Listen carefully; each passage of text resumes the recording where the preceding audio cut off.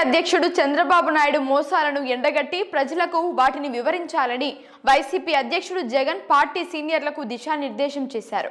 రాష్ట్రంలో కొత్తగా మెడికల్ సీట్లు వద్దంటూ లేఖ రాయడం, కొత్త మెడికల్ కాలేజీల ప్రైవేటీకరణని ఫీజు పోరులో భాగం చేయాలని సూచించారు. ఎన్నికల హామీల అమలును విస్మరించడంతో పాటు చంద్రబాబు వైఫల్యాలను ప్రజలకు బలంగా వివరించాలని వైఎస్ఆర్సీపీ అధ్యక్షుడు జగన్మోహన్ రెడ్డి పార్టీ సీనియర్లకు సూచించారు. మంగళవారం వైఎస్ఆర్సీపీ కేంద్ర కార్యాలయంలో పార్టీ సీనియర్ నేతలతో పార్టీ అధ్యక్షుడు మాజీ సీఎం వైఎస్ జగన్మోహన్ రెడ్డి భేటీ అయ్యారు. 2 వారాల లండన్ పర్యటన ముగించుకుని సోమవారం సాయంత్రం తాడేపల్లి చేరుకున్నారు. పార్టీ కేంద్ర కార్యాలయంలో అందుబాటులో ఉన్న పార్టీ సీనియర్ నేతలతో భేటీ అయ్యారు. రాష్ట్రంలో తాజా రాజకీయ పరిణామాలతో పాటు ఇటీవల సీఎం చంద్రబాబు ప్రకటనలు తదితర అంశాలు సమావేశంలో చర్చకు వచ్చాయి. ఎన్నికల ముందు ఆర్భాటంగా ప్రచారం చేసిన సూపర్ 6 అమలు విషయంలో సీఎం చంద్రబాబు చేసిన ప్రకటన ఎన్నికల హామీల అమలుపై ఆయన వైఖరిని మరోసారి తేటతెల్లం చేశాయని జగన్ నేతలతో అన్నారు. సూపర్ 6 హామీల అమలుపై చేతులెత్తేయడమే కాకుండా అందుకే ఏవేవో సాకులు చెబుతూ అవి ప్రజలు నమ్మేలా ప్రచారం చేస్తున్నారని తెలిపారు. అలా అని ఇప్పుడు ఆచరణకు సాధ్యం కాదంటూ ప్రచారం చేస్తున్నారని ఆరోపించారు. ఒకవైపు హామీలను తుంగలో తొక్కడం, మరోవైపు విద్యుత్ ఛార్జీల మోత, ఇవన్నీ ప్రజల్లోకి తీసుకెళ్లాలన్నారు.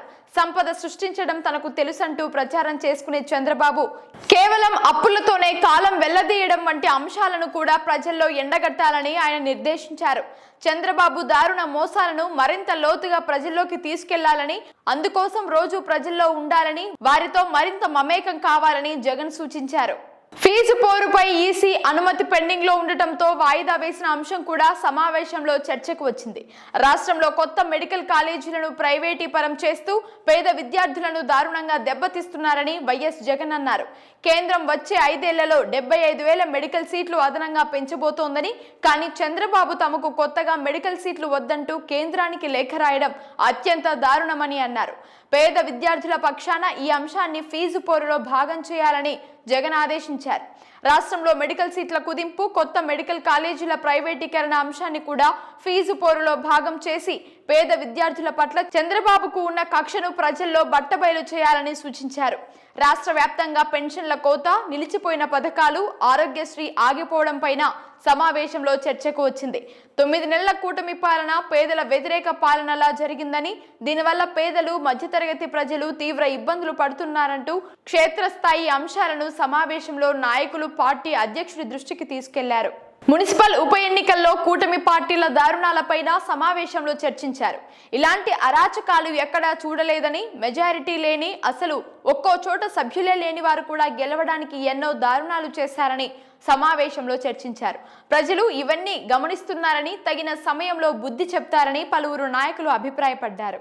పార్టీ రాష్ట్ర కోఆర్డినేటర్ సజ్జల రామకృష్ణారెడ్డి, మాజీ మంత్రులు బొత్స సత్యనారాయణరాజు, బూడి ముత్యాల నాయుడు, జోగి రమేష్, కురసాల కన్నబాబు, కారుమూరి నాగేశ్వరరావు, మేరుగు నాగార్జున, విడుదల రజని, పార్టీ సీనియర్ నేతలు కోన రఘుపతి, మధుసూదన ప్రసాద్ రాజు, ఆలూరు ఎమ్మెల్యే బూసినే విరూపాక్షి, ఎమ్మెల్సీ లేళ్ల అప్పిరెడ్డి, మాజీ ఎమ్మెల్యేలు టీజేఆర్ సుధాకర్ బాబు, కోరుముట్ల శ్రీనివాసులు, అదీప్ రాజ్ తదితరులు ఈ సమావేశంలో పాల్గొన్నారు.